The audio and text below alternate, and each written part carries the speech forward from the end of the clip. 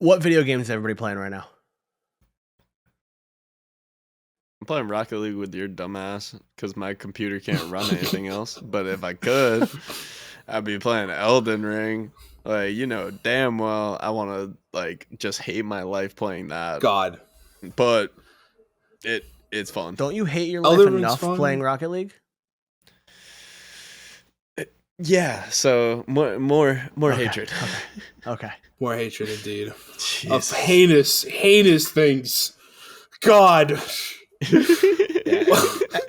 Elden Ring like drove me insane after like a week and a half. Like I'm an Assassin's Creed guy. Assassin's Creed guy, so I thought like the open world, the combat kind of thing would like be right up my alley. And then it just call me a bitch if you want. It was too hard. Bro, you had a horse, you could jump. Like, these are things that I never had in the other ones. Like, you're on one. You like Dark Souls 3, I hated my life. My God. Like, literally that. Oh, Dark Souls 2 was so glitchy. Like, I remember when I first played like Dark Souls 1 and 2, that was on 360 and they barely played. Like that was rough. So yeah, no, Brian was not built for I was not built for that game. I am a Rocket League, Pokemon ROMs, and like I play SSX on my PS2 emulator and COD. Bro, you aren't even sick at Tricky like that. Nah, though. I play the original one. Oh, you I play Tricky? SSX 1. Oh, okay, good shout. That's my good childhood shout. right there. I picked that game up when I was 3, and I've been baller at it ever since.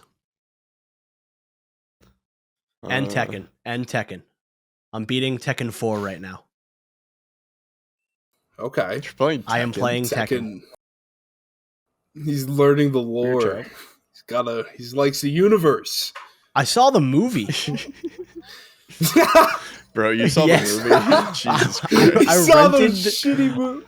I rented the Tekken movie on Google Play and watched it on my tablet when I was like 14. Yo. You just brought up a perfect thing. Weird shout. Last of Us. Oh. The show. Gas. The game of the year. Everyone knows that. That show, A1. I'm up to episode 2, and like the first episode was literally the same thing. Fucking. I was like, I'm flabbergasted because I'm a fucking big time Halo guy. Halo ODST. I mean, yeah, Halo ODST and Halo Reach were the Halo first 3 was games my I childhood. like played the fuck out of. Like I was like one of those like kids who like I got into video games late, so my introduction was Reach. I played backwards. I'm like, where has this been my whole life? But they like, bro, that Forge mode, God. Quick shout. Absolutely insane, dude.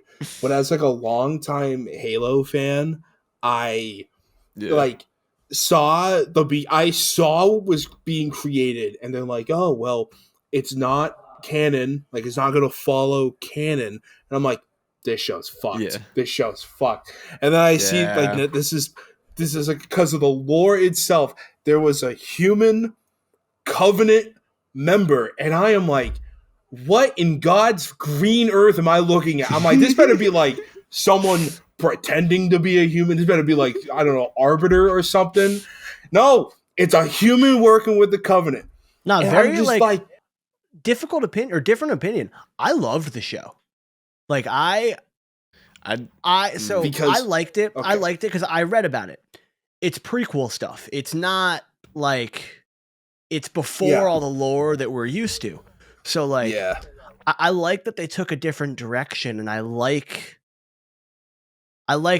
just the way I thought it flowed really well. I don't think the actor is what I would have pictured under the helmet, but like other than that, I enjoyed it. I'm excited for it to come back whenever it comes back. It is getting a season 2. Yep. Last of Us. I am incredibly jealous. That's actually good. Absolutely, that's I am absolutely abhorrently jealous Because here's the thing. Okay, you can like the Halo show, but imagine we know the Halo like trailers and how absolutely godly, insanely good they are. If we got that as a movie, better than Saving Private Ryan. It's the greatest war movie ever made if we got anything like that. Like 1% of that We Believe whole thing that they did with Halo 3. 1% of that. Greatest movie ever made. Not even close. Did you just say better than Saving Private Ryan? Yes! Oh my God.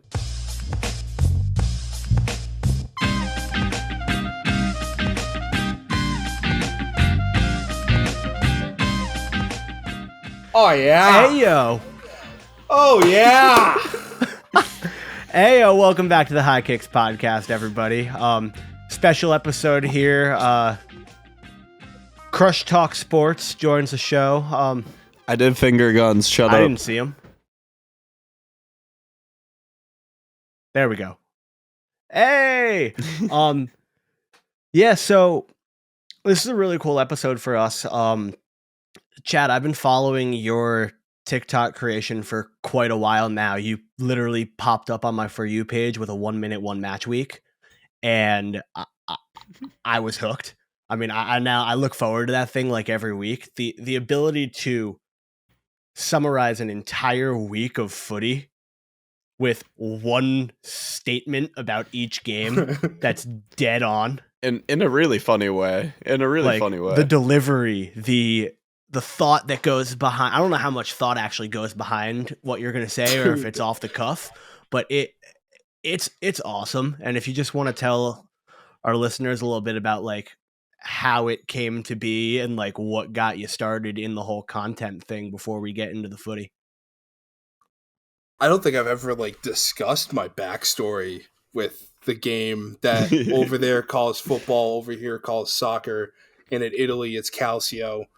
But I my introduction was really funny because it was like 2015.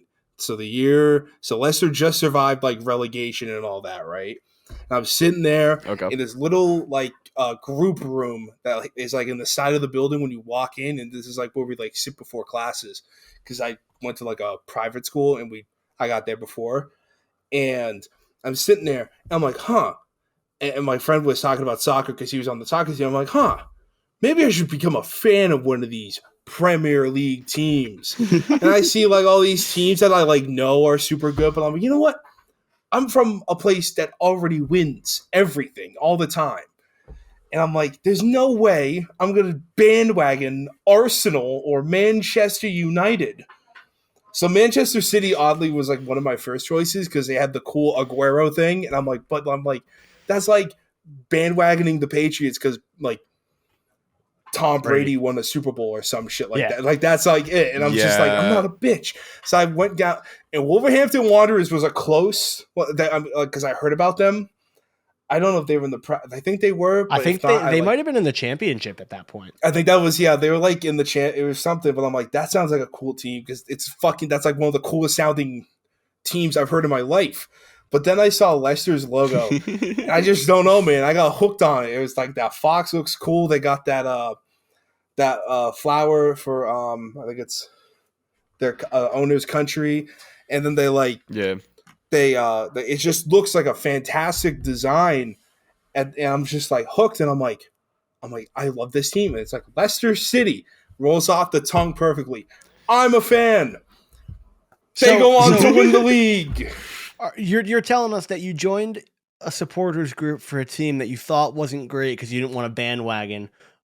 The season before the biggest upset in the history of the league. The big one. I'm just like, I'm sitting there. I'm like, I'm on my phone. My grandma's driving me to Target. I'm looking. I'm like, how's this Leicester team doing? Because I like haphazardly followed them because I'm a 16-year-old in America. I had no access to the Premier League unless it was like on ESPN or something. Yeah. I'm like, if Chelsea doesn't win this game, Leicester City wins the Premier League championship. And I'm like, hey, Grandma. I'm like, guess what?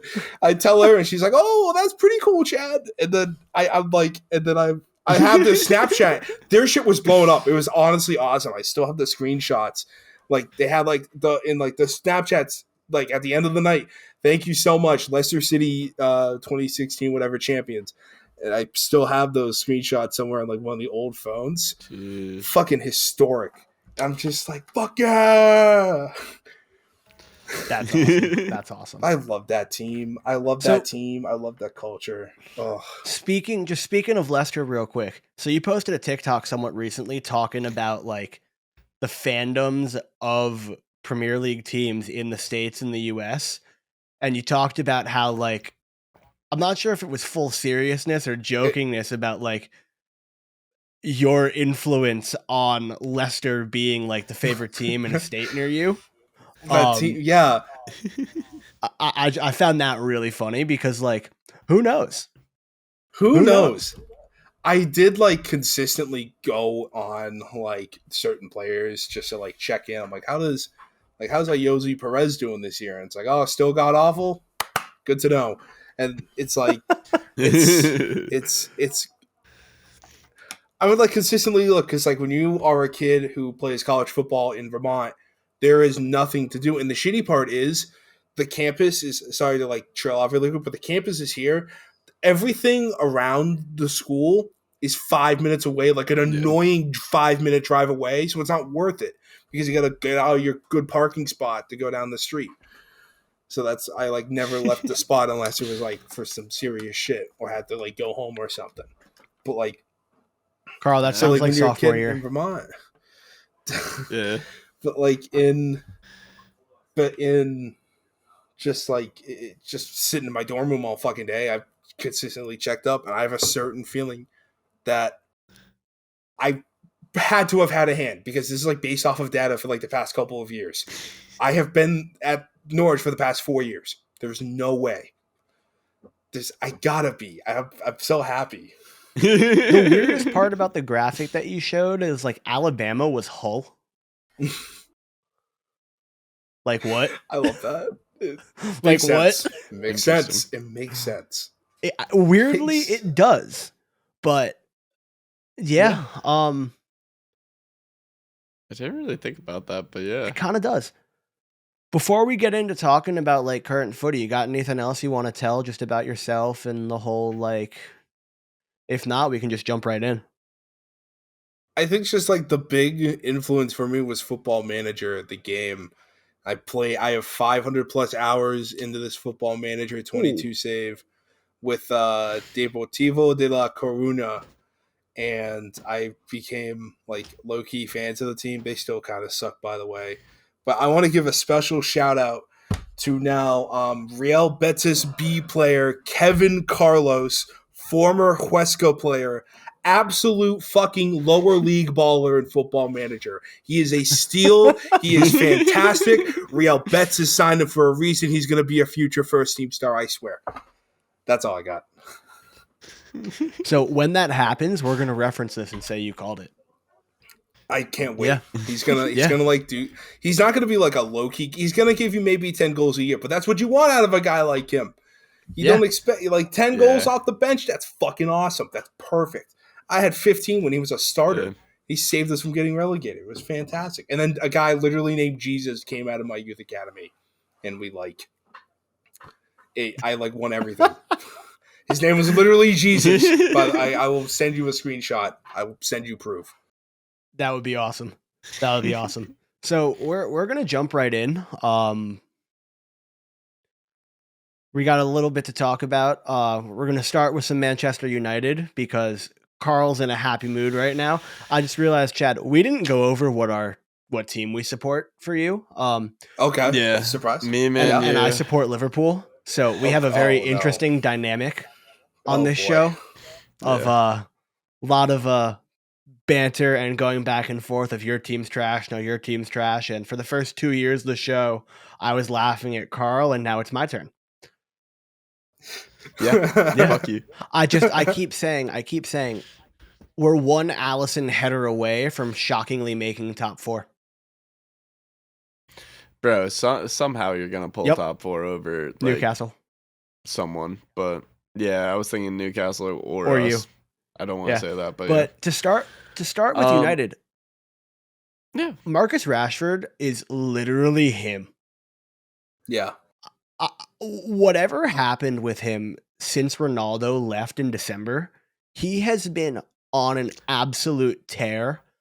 I hate hyping up players from the team that I hate, but he's playing like one of the best in the world in his position, and it is spectacular. In the World Cup, he was balling out. Since the World Cup, he just kept up that run of form. It's absolutely insane what he's doing. I'm beyond one because I'm like, all right, I didn't think Rashford was like pulling this, and like suddenly we have a competent striker. I legitimately think what? beating the shit out of like Iran and Wales and was it Cameroon in the round of 16? Wait, what? Yeah. Was it? No, it was Senegal. No, it was Senegal. The US. Senegal. Apology. Senegal. Okay. Apologies. My memory is not well. But, you know, he got his swagger back. Beat the US. He got his swagger back with all that. And then I think it had maybe I don't know what Ronaldo was like in the locker room, whether it was like super negative or something. But maybe that had some effect too. And it's just the perfect storm. And now like the really good Marcus Rashford that does well on FIFA when you use him is showing up on the field for fucking months.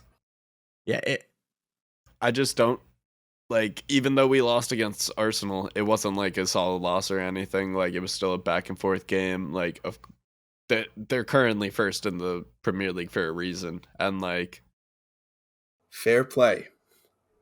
But Casemiro was not on the field. You would have won that. You would have won that game if you had Casemiro. I hate to admit it. He has been a revelation for United after like he's a fucking 10 baller. years of not having a viable CDM. You finally. I mean, you paid a lot of money for like a 30-plus-year-old player. He's running it as like the best CDM in the world. Yeah, so he's running that kind of form. Mm-hmm. Totally. The way Madrid are playing right now, his influence is clearly massive. Yup. Yeah. Yup. I mean, I hate it how good United are playing, and I mean, Carl and I talked about this when Ten Hag got hired. I was like, this is it. This is your turnaround. He's the guy. And I thought it was going to take a little bit longer than this, but clearly not. I thought it was going to take longer. Yeah.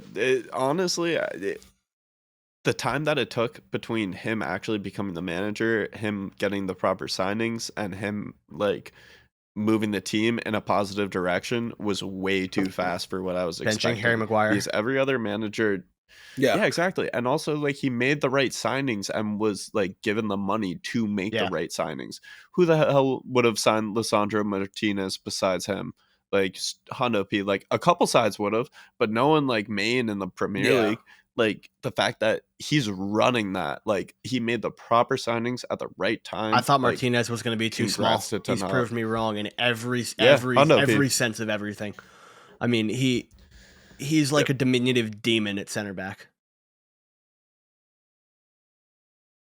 And you have Varane on the other side, even though he's had his injuries, struggles, like he's still pulling it. Like this Man U side, like Malacia coming out on that left back side, like when Luke, like bro, everyone. There hasn't been a bad signing under Ten Hag so far. And then you look at like Chelsea and such. Antony's up in the air. Yeah, I feel like Antony's up in the air, but I feel like it's hard to judge him because he's not like playing obliviously bad. He's not like completely doing nothing. Yeah, I feel like he's playing a little under his price tag, but it's his first year. Yeah, so plenty of time, and he's in that position. Too, like, and in that position, it's very tough in your first year in the Prem. Yeah. You remember what happened with Sancho? Like, I think we're okay. I think we're okay with Anthony. Yeah, that's fair. I hate it. I mean, the footy fan in me is like, it's nice to see a team turn back around, but the Liverpool fan in me is like, fuck you, Carl.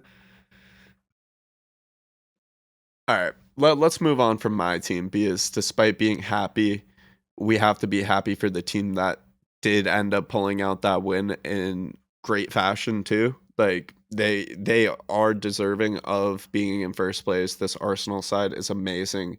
Will they win the title though? Yes. Jesus. Yes.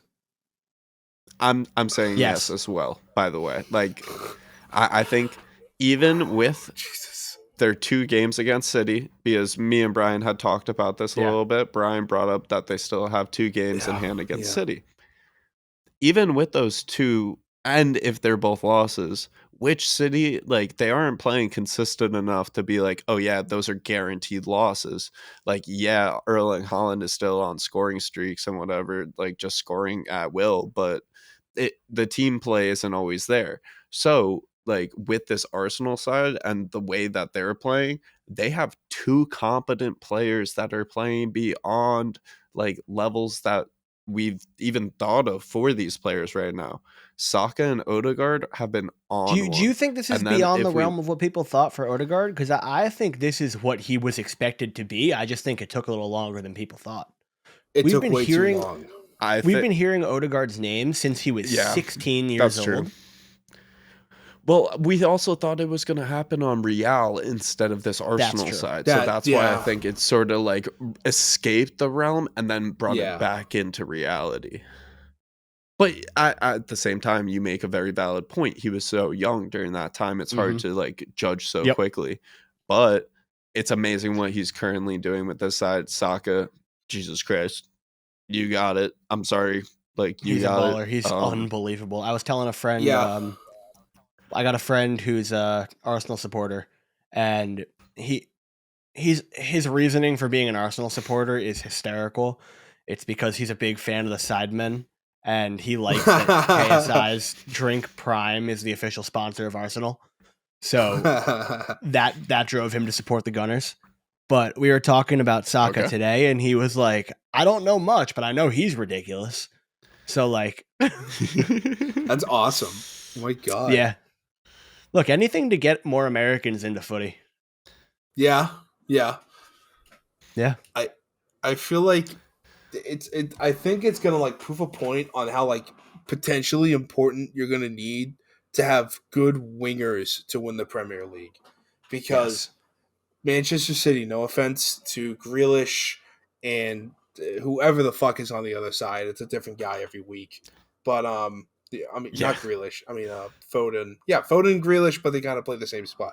But like Mahrez those is wings, usually on the other side. Yeah, Mahrez. It is a significant. Yeah, it is a significant downgrade in consistency. Mahrez is not the Mahrez at Leicester City anymore, unfortunately. No. And sadly. He can I love be. him. Some days he can be, because pretty recently, in whatever match that was, he was. Yeah. Mm-hmm. That's the issue. He's not consistent. He was brought in to be a substitute. I'm going to assume it's the exact same thing with Jack Grealish, because it's a good substitution, because it's just a roll of the fucking dice of what you're going to get, and that's perfectly fine. It makes sense, and they're still in shape and can do the same thing. He's a good substitute, but the issue is they're playing him as a starter a lot more and more, and he's being exposed as that. At least in terms of consistently being at that level that City is at. I think City can't really... Part of their reason for playing Grealish so much as a starter is, with that price tag, the dude kind of has to be in the starting 11. Yeah. I think they're trying to acclimate him so eventually he can get to that point. I also think he might. He might. But right now, their wings are not very consistent now. No. And also, it's also because of the style that Pep plays. In order to throw different looks at different teams, he throws different wingers in very consistently. And that's really hard to build your game upon when it's like, okay, I'm going to be in for 1 week and then I'm going to be out for 2. Like, it's hard to really start basing a schedule off of that and really being able to develop that form that you're able to see from other wingers that play every single week. Like, and also it's just consistency, but also their midfield defensively has not been good enough. I thought it would be their. Totally agree. Rodri. I thought it would be Rodri. Rodri's been Rodri's carrying the whole fucking load, but clearly, you can't do that in a midfield. That's impossible. Yeah. But, I thought it'd be their wingbacks that'd be the issue. It just maybe they're maybe somewhat inexperienced center back duos and shit. But clearly, it's KDB Kevin. I love him. He's a handsome man. He's from Belgium. It's a great country. Handsome man. He cannot. I don't know where the fuck his defensive ability went. He can't run the transition like he used to. He only does. He's older now. He doesn't seem to have desire to get back and win in defensive situations as often. And if he does, he just gets beat anyways. And then he's fantastic. He's probably the best. If we're looking at only attacking midfielder in the league, he has the argument for it.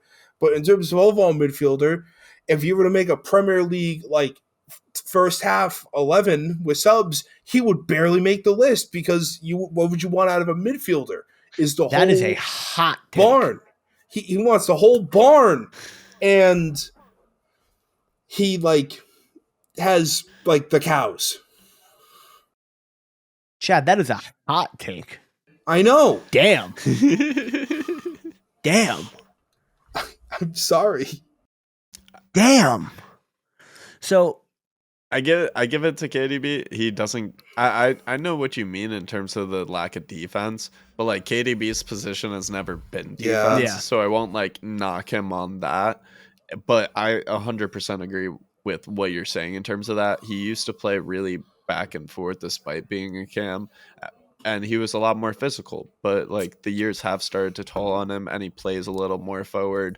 It's just what ends up happening with these older players, and he's still one of the best and the best in the world, but he has adapted with his age in order to accommodate that Pep play style and always be forward for those chances.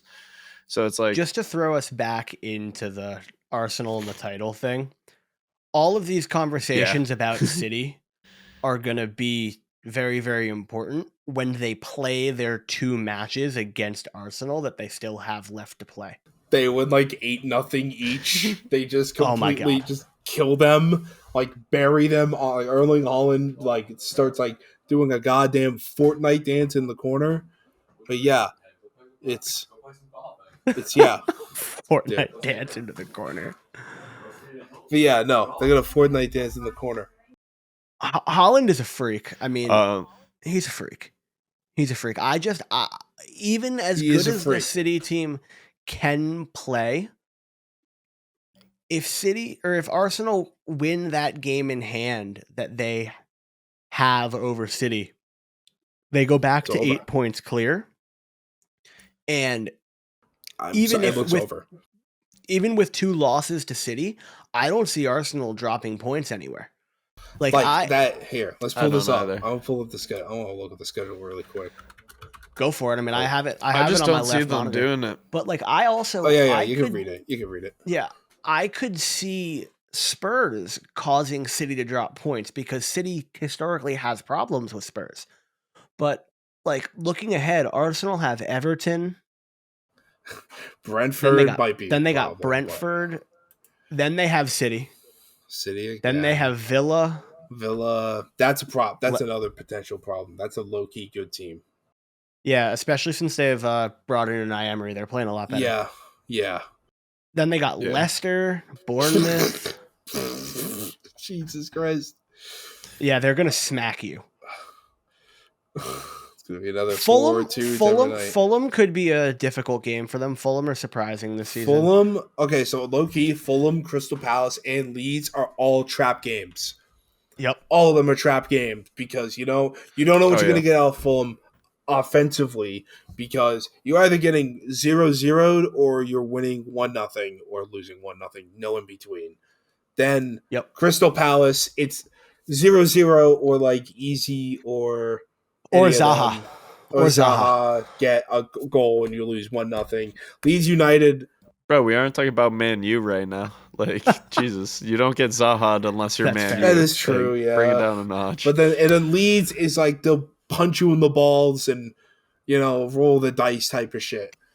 So like that's a favorite stretch. segment of yours. Leeds will soccer you. Yes, they will. They have that soccer in them. Major Leeds soccer. Well, they got Tyler Adams. But then after and that, they might get Weston McKennie too. That's the thing. They could get offensively scary, and that's been like the big thing. I saw Arsenal are also linked with Weston McKennie though. No, I saw that too. I can support that, but all right. So, despite all these talks about transfers, let's talk about the team that actually did the most transfers. I have one more thing on Arsenal that we didn't mention. They made a potential league securing signing in January. Leandro Trossard. Oh yeah, sure. I forgot about that. That's all. That is all. Yeah, that is all. Yeah. But let's slide into the team that has spent more money in the last 6 months than Liverpool has spent in the last 6 years. And also took one of these Arsenal players. Money laundering. Do we think Todd Bowley knows what he's doing? No, and he doesn't care, and I find it so fucking funny. He doesn't. Because he doesn't at all. He gives 0 fucks, and he's just like, I'll spend more. He's like, the only thing I will say is, it doesn't look like he's buying for the now. You look at Noni Madueke, you look at Benoit Badiashile, and I'm sorry if I'm butchering these names. Even Mudryk, who's a now player, he's 22. Those players were 20, 21, and 22. And the João Felix loan was for now, but because that's to just hold the ship for now. He's a bridge player potentially, and obviously he's not going to be back for potentially another year. But you could sign him again. I mean, you can try to pay. He probably would want out of Atletico Madrid, considering how bad of a sinking ship that is. And if the next guy can't get it done after Simeone, he would probably want out. Yeah, I mean, I would think he would want out anyway, considering that they play defensive style footy. Just based on that. But he's just a dynamic attacker. Yeah. But just to get into Bowley, we could be completely proved wrong in 5 or 6 years when all these players are a little bit older. Because, I mean, in 20 minutes against Liverpool, Mudryk looked dynamic as hell. I mean, he looked scary. It's gonna be a little bit before we see who else, but looking at their transfers. So based on market value, they overpaid for Mudryk. They got, but they weren't getting him cheaper, and deservedly so. He's they overpaid for him based on his market value, but market value is not my favorite thing to go by. Because a player's overall market value does not determine how valuable they are to the club that they play for. Yep. And Shakhtar valued Mudryk at 100 mil because for what he does for that side, he was worth that. Yeah. Exactly. Yeah. So all of these things that I'm saying to defend all of the Todd Bowley purchasing, I don't think he knows what he's doing. Despite all that Brian has said, and all valid points, because they all are young purchases in order to try to, I guess, develop together or something. But bro, what are the fucking stable pieces in that side? What's the direction that you're going with these signings? Why are you just signing every single position all the time? We understand you need this, but now you have a $1 billion team, and fucking your A team and your B team are essentially the same talent. You really improved drastically. He signed a 20-year-old right back when they have Reece James. That's what I'm talking about. I do think you're signing the exact same talent for your B team. Badiashile, I think, was a pretty good signing as a center back, solely because Koulibaly has not worked out, in my opinion, at all. Like exactly, but you just spent all that money on Koulibaly. And like currently they're at the same level. Like the way that Todd Bowley did this, like yeah, we all understand that Chelsea needs to like adapt for the future and such, but it's just like, bro, what the fuck are you doing? Like stop spending money. It's not making it fun anymore. It's just like, bro, you're in ninth for a reason. Yeah. Like, lots of like Todd Bowley is an example of American owners don't know. Yeah, we're in ninth. Come on. Bowley's an example of we're not that bad. We're not below Chelsea. Bowley's an example of an American owner that doesn't really know what they're doing. I would say that the Glazers are in that category as well after however many years. I would not put FSG in that category yet. They might get to that category. And I think that Stan Kroenke was in that category with Arsenal, and now he is not. If that makes sense. Yeah, for a couple years though, I feel like the last couple years of why am I blanking on his name? Van Wenger. Just Arsene Wenger, not Van Wenger.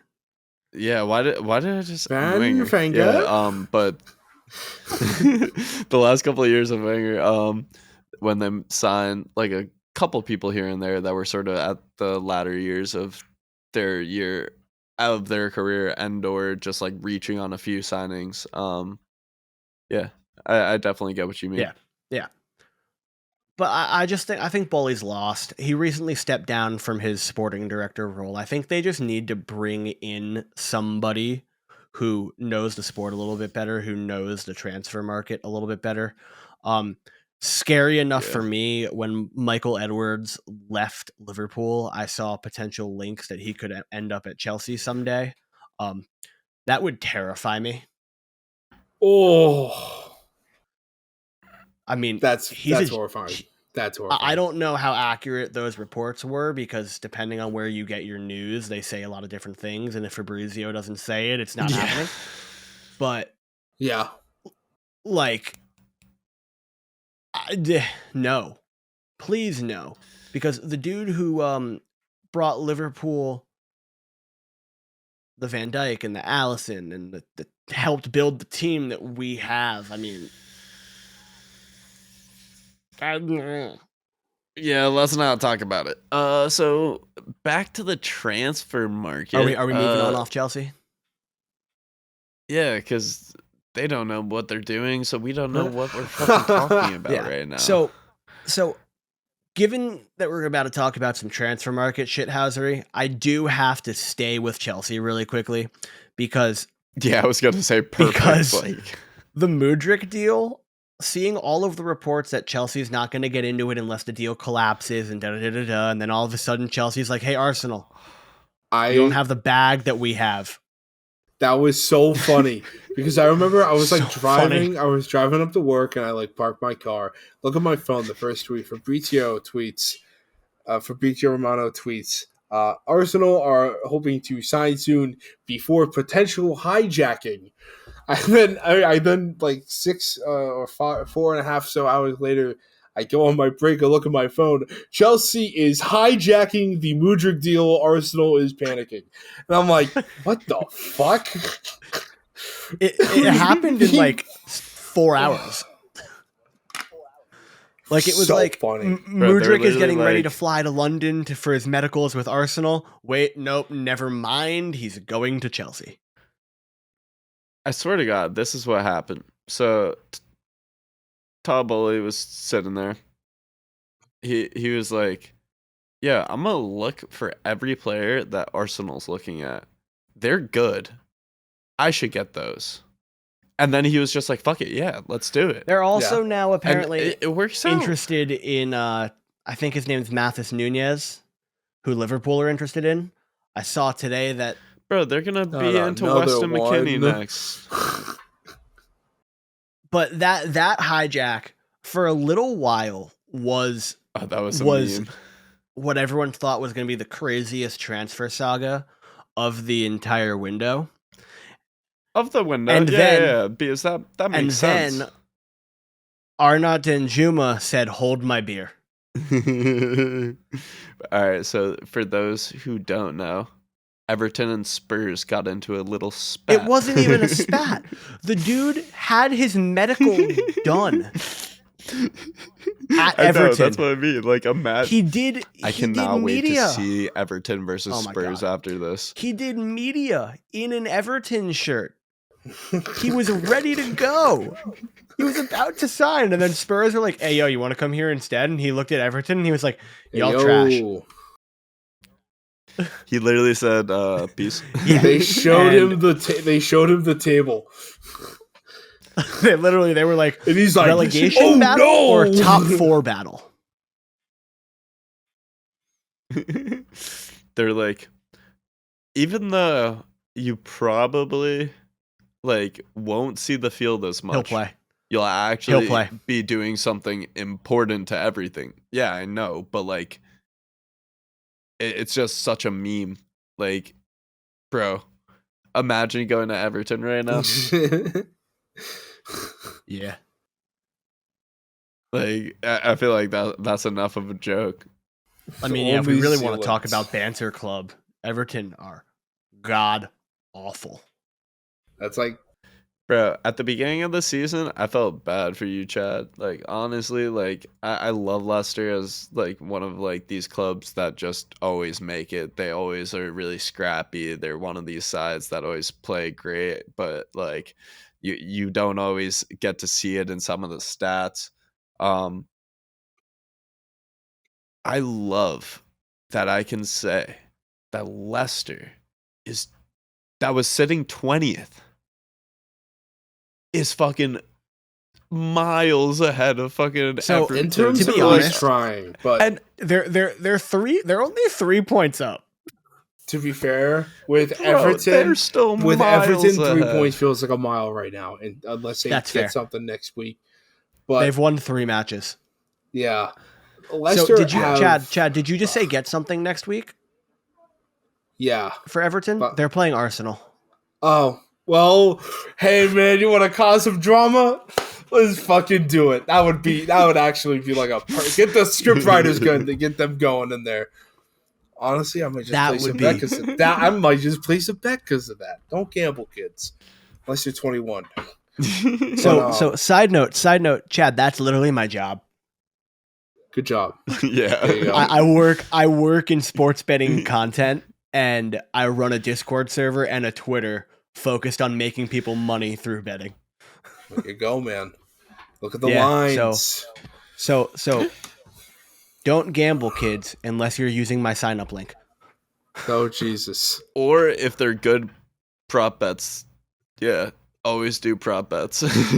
Jesus, Carl. But live bets are best. Let's move it on. But it's like that would be awesome if Everton. Bro, DraftKings live bets, I swear to God, I'd be living on them. 1 second remaining in the game, they're like 50 points minus 20,000. You put in $1 billion and you get 20 cents. Bro, if I throw $12 on it, like, yeah, I got a penny. Did you ever get the $700 you're supposed to get from the Kentucky Derby?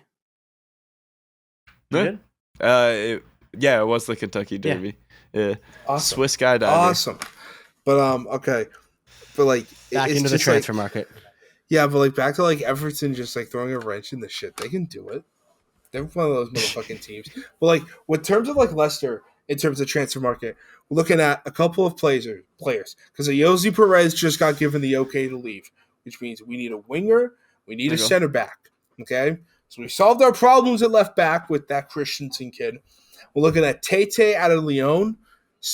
Fun fact: Leicester City has never had a Brazilian at their club before in their entire club history. Tete could potentially be the first. Yeah, it's insane, right? Odd.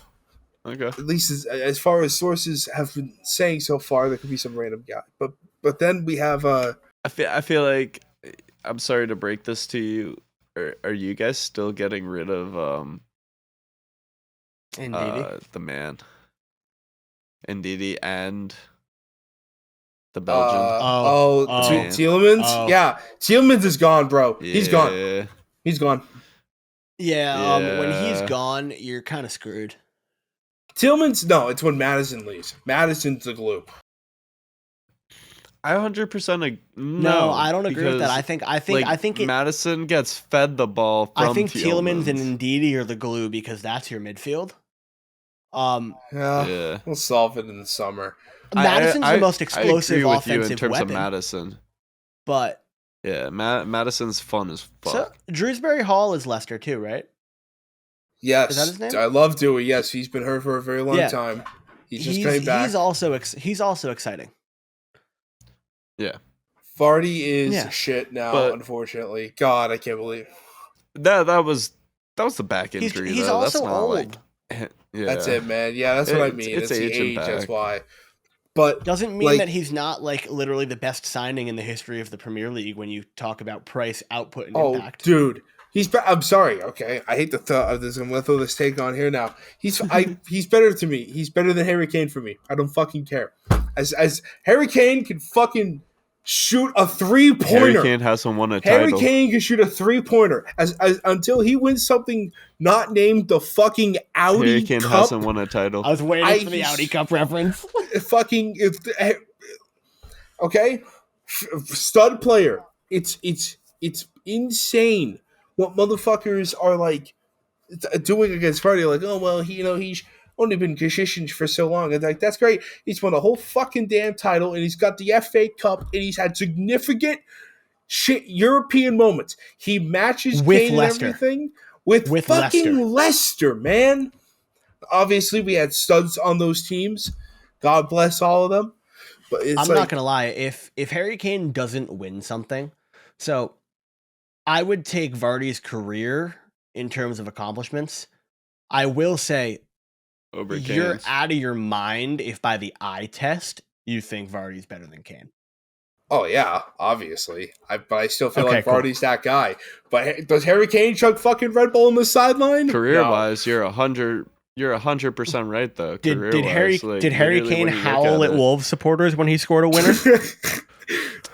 Bro, Harry Kane got empty stats. Like, bro, when you look at Wayne Rooney, at least I'm just salty that fucking Harry Kane passed him. Fuck Harry Kane. Okay. Like, I'm with you entirely. That's funny. But I'm just being petty now. He is, in my opinion, going to be the Steve Nash of Premier League players. That is where I am putting this man. In which, at the time when you're watching him, fucking baller, fantastic, one of the best you've ever seen. 10 years later, he's that guy. He's got all these stats, but what the fuck is he like? He's done all these stats. Are you saying that he's going to become a basketball commentator, like Steve Nash became a footy commentator? That would be so funny if that happened. I want to see Harry Kane. He's like, it's me and Shaq. I want to see that, Harry. All right, yeah. Serious, real quick. Fucking Harry Kane as an NFL kicker. Go. Yes. Yeah. Especially because he wants to kick for the Pats. That's yeah, I don't care what happens. I just want to see one game where he is an NFL kicker and he gets at least 4 attempts. If he gets 4 attempts and he nails all 4 of them and one of them's beyond 60, I'm freaking the fuck out. If one, I want to say he that's when he becomes all time better than Vardy. That's the tiebreaker. So we're a little off topic from the transfer market. Sorry.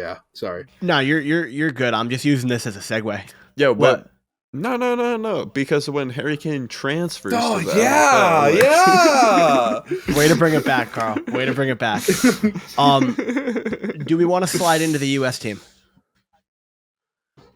Yeah, we're talking about the U.S. anyways. Cool. I feel that's a good transition. There is that's why I brought it up. There is a shit ton of drama that has been going on with the U.S. men's national team, with Gio Reyna's parents bringing up stuff about Greg Berhalter, and Gio Reyna now playing really, really well. He scored 2 winners in his last 2 matches for Dortmund, and he hit the Memphis Depay celebration after Greg Berhalter said during the World Cup, we just don't have a Memphis to pay right now. So like that's just savage. I I've been talking about this with my mom a lot. About like our thoughts on what's going on with the US team. We both kind of agree, and I don't know what your guys' thoughts are. I thought it was a little shitty for if it was Gio's mom who brought that story up about the whole domestic violence thing. I'm not necessarily sure if that's her story to tell, but if it's what causes Greg Berhalter to be out of his job, I'll fucking take it. I get that. I'm sorry. I get that. Point. Yeah, it's dick to do. But to me, man, I just don't understand this, man. If you guys want to hire me to fucking tell the man he's gone, I will gladly tell this man he's gone. Like, you don't have to pay me. I will become an official member and tell him he's out of here. But I'll do it respectfully because I love the guy. But like, goddamn it, dude, you're not a good coach. You're not Ted Lasso. You know what the fuck I mean? I won't do it respectfully. Have you ever watched Entourage, Chad? No, why? Because there's a scene where this guy is sitting in the office talking about how he got LASIK eye surgery and he can see.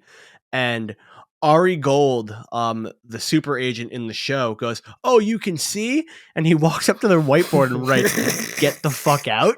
And he just yells, "Get the fuck out." That's how I would fire Greg. Up to that point in that episode, he was trying to be nice, and that was his snapping point. So, that's how I would do it. Yeah, I understand the hate. I understand that side too. But I just feel like it's like, God damn it, you were our coach, no matter what. It's like if somehow like Valentine with the Red Sox won a World Series, it's like, God damn it, I fucking hate you, but you won us something, so you're a part of that. You know what I mean? Yep. But it's kind of like, it's like he will probably forever know better fucking soccer than I do. But like, it's like I feel like it's just, you gotta move on to a better guy, man. You just gotta keep moving. You gotta move on to a guy that utilizes your talent properly. Like, Carl and I talked about this during the World Cup when we played the Netherlands, and he played Haji right up top to start the game and put Musa on the right. Musa has some experience in the middle. I would have put Musa in the middle and put Aronson on the right and allowed Aronson to play that more free role that he plays at Leicester. And I think had we done that, we would have had a better chance at converting Leeds. Leeds. Sorry, Leeds. I wish Leicester, man. I wish. Yeah, sorry. Chad's got me in the Leicester mood, and I said the wrong club at Leeds. I just think that was the setup that we needed to have this work. And I just don't think Greg... It wasn't utilized properly. We tried to play a different style than what everyone plays as well. Like, we tried to play our own sort of individualized style that isn't... There's a reason everyone plays a similar style right now. Like, it's an established way of playing that, like, the tiki-taka build-up that we're able to see. Like, dink, dink, dink, dink, dink, dink, dink, dink, play it through, create a chance, score a goal.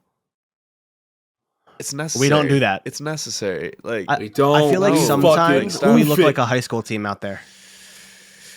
We try to be fucking hero ball. Like, bro, like, Brian all the time in fucking Rocket League bitches at me about doing this. God, Chad, it's so annoying. Part of that game is rotating around your teammate and like you go for a ball, but I'm really and good then at you're ones. supposed to go back. I'm really good at ones. I can't fucking deal with it. This fucking guy 1v1 me about it. That's fucking funny. But like, oh my god, it's so perfect basketball analogy real quick. It's as if he's James Harden on the Rockets right now. Like, he sort of expects everyone to be like James Harden on the Rockets. When Aronson has the ball, he expects Aronson to be able to score. I don't agree with that. I think he played Aronson too reserved and didn't give him the freedom to be that. Aronson play. I think he expected that from any winger and any striker. He just didn't put them in a good position. He didn't play Aronson at right wing. Well, obviously, like we know that, but like when he was playing up top, like he was still like he was sort of trying to be guided towards, oh yeah, just be James Harden ISO, and it's like that's not the style that's gonna work right now. What's gonna work is if you're able to lay it off, quick build up into the middle, like really keep it going. Because shit, Aronson may have been like decent at that position in the first place if they utilized the style properly. Fair. Like, of course, I completely think it was wrong playing him out of position in the first Bingo. place. But I think if they played a better style with that anyways, instead of just the, oh yeah, we got to play hero ball real quick. Like, bro, not everyone is like just capable of doing that. Not everyone is Messi capable of breaking down 5 defenders at once. Like, you got to realize that. Like, and we didn't play a style that complemented anyone. It sort of tried to do that. I want Jesse Marsh. 100%. What? I'm an on that right now. Bro, he's so exciting I to watch. understand that. I understand that. He is one of the most exciting coaches to watch. I feel like going from the experience he has, going from the jump from club to international, is something I feel like he would not be able to handle. Because that's totally fair. I understand. He is someone who can rile up emotions. He's not a guy that can control emotions. And when you when you have a coach in the World Cup that cannot handle really emotions, you are fucked. You are dead in the water. It does not matter how talented you are. Then it's just like here's the thing. Is that I love Jesse Marsh. His attitude and personality is fantastic, but at the current moment, where is Leeds? A relegation battle. He has brought them right back to square one, and now he is on the chopping block, potentially with Bielsa. Fans literally have been begging for Bielsa's freaking return. That's how much they dislike him. And I feel like it's not justified because they don't have an actual attacker, but there has to be some criticism on his way for that. Yeah, I think that's fair. So what I truly think is best for the U.S. national team is hire a non-American. Yeah, we should get Zidane, and then fucking somehow we get Alphonso Davies on citizenship, and then for some reason we convince like, can we just I was thinking we take half of Canada, if all of Mexico, and then like a third of Russia, and then maybe specifically the one where all the good players come from. We like get like a squiggly line out. No, just Siberia. Okay. Just Siberia, like not actually, but they won't even recognize like people are gone anyways from Siberia. That's true. So I'm like, all right, so I have a quick question. What is FIFA's rules if an annexation of a country happens? Like, are they good to play? Can I become president of the United States and push over Canada to annex them? Can I then resign as president because I got my only goal? It's like, annex Canada. All I'm going to do is annex Canada. I'm going to use my presidential right to annex Canada. I'm going to do nothing else. You guys can vote me out. Just for footy purposes. We literally make Yugoslavia of all of Americas just for football.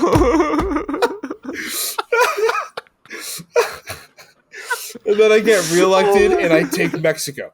And then there we go. The ultimate life form is made. Oh. Instead of the Americas, we're just America. and yet we still probably lose to like a tiny country in Europe. Oh yeah. Morocco. We lose to Qatar for some reason. So bad. They were so Uruguay. bad. Oh, yeah, dude, I know. What a terrible fucking team. Did you guys hear the backstory that like that HITC channel did? No. It was such an inspiring backstory. All 11 members, every single member of this team came from their youth academy when they started as a confederation. There's not a single outsider. And it's like they had to do all this like really cool stuff to like get citizenship for some half players so that way they could build up their teams at least. And then all these kids started playing. Are you talking about Qatar?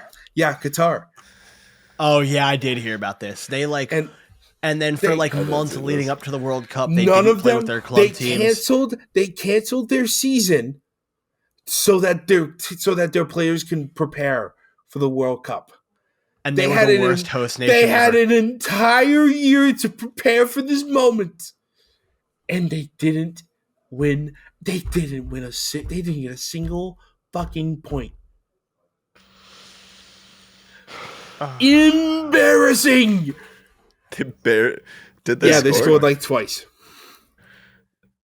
I thought they scored. Yeah, those goals were bad though. I recall like they were not good. Yeah, goals are goals, man. Don't matter. To slide us back into the U.S. team, I have been saying this now for probably 2-3 years. With the right manager, by 2026, I think we could push for the semis. Wagon. And even like then, very high key. We are a young squad. We have we've been talking about this for a ton of talent, and we both feel that. And I really think that if we get the right manager, we could be a dark horse for 2026, 2032. Like I feel like the 2030 is the year. But hear me out. Hear me out for 2026. Could you imagine the U.S. winning the World Cup on home soil? Crown us owners of the world at that point. I will tell you right now, 1, hopefully our show is still going on at that point, and 2, bro, it would be called soccer though. It would be called soccer. Rename the sport. Yes. Chad, I love your vibes. This is awesome. It's like John Oliver's like, they have not gone through enough pain like I have. Me and me daddy, we the teams have never been good. America's never gone through the pain of a true Irish and Brit has gone through. And then we're gonna win after like caring about this sport for 4 fucking years. Fuckers like in Ireland haven't been to a World Cup in decades. Northern Ireland even longer. Fucking all of these droughts, and then America just shows up. Fucking Mexico hasn't gone like past the round of 16 in a decade. It's the funniest shit. I think this World Cup was like the first time Mexico has ever not gotten out of the group. Yeah. In so long. It is the funniest. No, it might have been the first time ever that them at the World Cup didn't get out of the group. That's even better. Yeah, I have high hopes for the U.S. going forward. The right manager, the right man management, and then who knows who we have in the pipeline that could be next. A lot of kids, man. Like our U18 team is balling. Our U18 team beat the shit out of England. They beat Wales, and they drew to Spain. And I think they were down 2-0, and then they came back. I mean, part of the thing with Spain though is 2 of their best U18 players are starting for their senior team. Yeah. I get that. So that's the thing. You throw Gavi on that pitch in a U18 game, it's over. Oh yeah, but that's like here's the thing, right? America doesn't have that guy yet. They don't have the Ronaldo. Nope. I'm not trying to say we're going to generate a top. We're not going to get a Ronaldo. No offense. We will not have a Ronaldo. No offense anytime to Pulisic, soon. but he's the guy. But he's not good enough to be the guy. So hear me out. Yeah. Hear me out. Christian Pulisic, and this is going to be a way out there analogy, but bear with me. Do you guys remember in Spy Kids 3 when Junie Cortez says, "I'm the guy," and then the real guy walks out and goes, "No, I'm the guy"? We're waiting for the real guy, and Christian Pulisic is Junie. But then the real guy dies immediately after. You know? What do you mean? Tried. Bruh, we've never had a guy, really. Nah, the only guy we had was a goalkeeper. That is true. Timmy? Landon Donovan wasn't even the only really legitimate guy we have had in my memory was Tim Howard. Tim Howard. I'm not gonna lie. No, not even in your memory. What the fuck are you on? Since when? We never really had one. I don't know. The 2002 team was good. Lalas? I'm pretty sure we had somebody that won Young Player of the Tournament at the World Cup. Like, didn't like Clint Dempsey literally make? And where their career? I feel like Clint Dempsey could be the guy. Was Clint Dempsey the guy that got a I think song? Dempsey won Young Player. Dempsey was a guy. Okay, so I'm not gonna lie. Bro. I feel like we have had the closest to the guy we've had was prime fucking Clint Dempsey. That dude was ridiculous. Yeah. I don't care. Some fucking guy told me there's never been a good American in the Premier League. Shut the fuck up. Clint Dempsey was good, and Landon Donovan was very good as well. Clint Dempsey at Craven Cottage, the best player to exist on planet Earth, hands down. Tim Howard was also filthy. Tim Howard was also that guy. He scored a goal. He's that guy. He did score a goal. But he was a guy for a minute too for that Everton side. It was low-key nuts. I agree. But honestly, if we're looking at men, like also like very high key footy. Gio Reyna's dad was filthy. Claudio was fantastic too. He was too. Yeah. I just threw that out there because I met him and he's a really nice guy. Yeah. All right, so let's look at countries that have had a guy. Egypt, Mo Salah. That's the only guy ever for them. Let's look for Senegal. Mane. I mean, Koulibaly in his prime was a guy defensively. Yeah, but Mane. Like it wasn't like extended really. Like Mane. Like that's pretty much it. Ivory Coast, they've had Yaya and Drogba. You're allowed to have multiple of the guys. It's a guy per generation. Yeah. No, if you're talking about the guy, look at Brazil. They're all the guy. Yeah, exactly. That's what I mean. Like a generation. I feel like the U.S. They've never. I feel like the U.S. like Morocco has never had the guy. I don't like. Maybe Hakimi will become the guy. But in terms of like US, I don't think we've ever had the guy like that. Yeah. Like how can you compare like a Yaya Toure to a Landon Donovan? Same. Or a fucking like you can't. Like that's what I'm saying. Like US just have never had like a guy. Like take Yaya Toure, which isn't even like the best guy. We've never had a player anywhere near that caliber.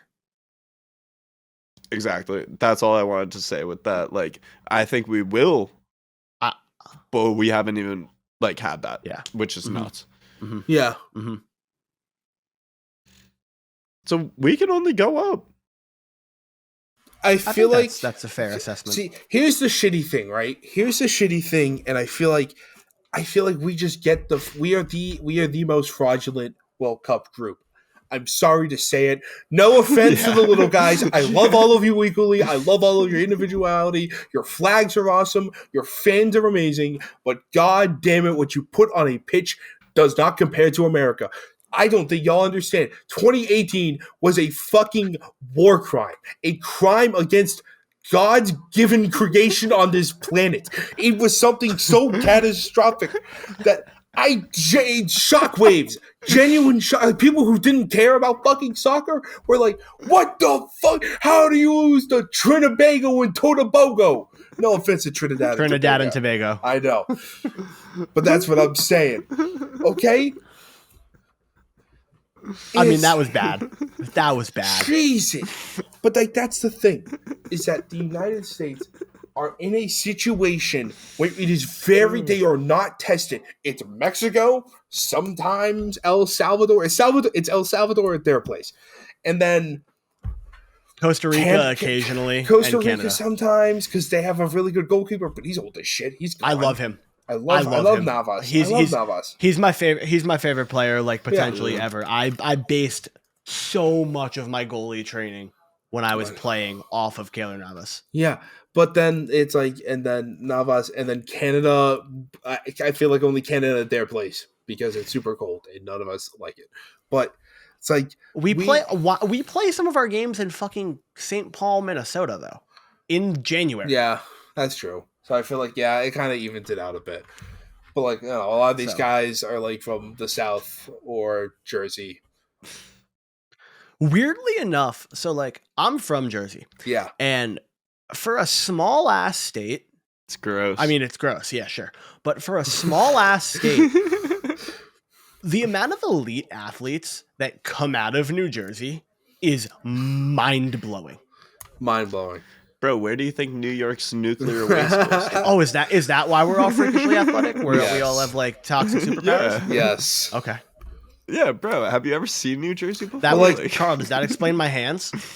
Yes. Yeah. Yeah, Chad. If you're not aware, I have like very weird, just weird ability to catch things. Nah. So he has really good hands in terms of football, but like this kid also like fucking, he's like 250 and he used to be a diver. Like this man can do like a backflip, like standing not up. on the ground. I can't like, jump high enough, but like if I jump off a diving board, I can do a flip with 3 twists. Nice. Okay, but like back to my sorry, but like back to my point. Is that you're good. Go back into it. Our qualifying is fraudulent. It is not competitive enough to make sure we are up to the standard. That is why. Agreed. That is why. You know, we come in on a fucking horse. You know why? Because we beat the shit out of teams. The thing is, no one cares about the quality of those teams unless you know ball. But do we, though? We don't really beat the shit out of them. That's the thing. Who do we beat the shit out of? Nobody. No one. It's they're all stupid competitive games because of shitty coaching. But and then like we beat Mexico in the fuck you cup, and then we all go fucking bananas because we beat Mexico and we call it soccer now, and we all fucking go fuck you. And then I think we have a ways to go, but I think if the US starts investing time and money into footy like we do in other sports, I mean, you look at all the other sports the US actually fully cares about, and we're dominant because we have such a larger talent pool to pick from. Bro, we created our own football just to be good at that. I mean, you do know that those started like literally right around the same time, right? That is the funny part. But yeah, I know. Like the whole it being called soccer thing is an English term. Like it came from England. Yeah. Carl, you know that, right? Yeah, they call football. It's like Confederation football, whether soccer, whatever the fuck. The Italians call it kick. The Italians call it kick for fuck's sake. Okay, but is that what Calcio translates? As far as I know, yeah. Like unless I've been like duped by a reliable source on the internet, which could be true. I'll Google Translate. Jesus. He's gonna put me on it translates to football. Oh, damn it! Yeah, football. Well, maybe that's why. Maybe that's why it's not or calcium. Calcium. It's the same. It looks like close according enough. to Google Translate. It's the same word. You know, I'm just gonna pretend I didn't hear that. But back to my point of, it's just fuck.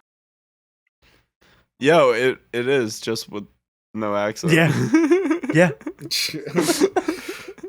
That's funny. All right. All right. U.S. teams shit. We're shit. Yeah. We're not challenged enough. We are given the golden spoon. We don't actually know what we're going to get in the World Cup. That's why we were so fucking chaotic. 1-1 draw to Wales. 0-0 to England. Fantastic result. The shitty thing is we drew 1-1 to Wales. The thing is we had to beat fucking Iran with Christian Pulisic's children on the line. I think it's hilarious that we did beat Iran, though. I was so sus. I was like, bro, we're. I was watching that game while on Discord with my friend, and I was shaking. I mean, shaking. Bro, the way that Iran played against Wales, I was like, bro, they're clapping us. Like, GG. I feel like we could rant about the U.S. team forever. Honestly. Yeah, it's so lore. Yeah. There's so much lore. The Michael Bradley days of the Dark Ages. Oh my god! Also, the Hag. So before this World Cup, I was talking. Not to bring my mom up about this again, but my mom and I are the sports people in my house. My dad could give less of a fuck, and my sister, my sister's an art professor right now and doesn't care about sports unless it's gymnastics or diving. But bro, why would your sister care about sports in general? I don't know. But if you had guessed before this World or the most recent World Cup started how old DeAndre Yedlin is, what would you have guessed? 12. I thought he was 20. like 33. Yedlin, like a 25er. Are you stupid? Yedlin, he's 29. Okay. He's 44. 44. I mean, Yedlin was around when we played in the 2014 World Cup. He was. Yeah. So I thought he was older. But hopefully our current young talent doesn't develop like he did. Sorry. I think we're on a better trajectory so far. Trajection? Bro, shut up. Did you just mix trajectory and direction? Bro, how do I leave this with you still getting like everything I said? Oh my god. Honestly, on that note of Carl's inability to speak English, bro, I don't know how to read. I don't know fucking words. I feel like we could call it there. But Chad, I just want to say thank you so much for doing this. Oh my god. Because like having you on was awesome. You're a vibe and a half, and I love your content, and I would love to do this again sometime. Fucking do it. This was really, really fun. And to all the listeners out there, we'll catch you guys next week. Peace.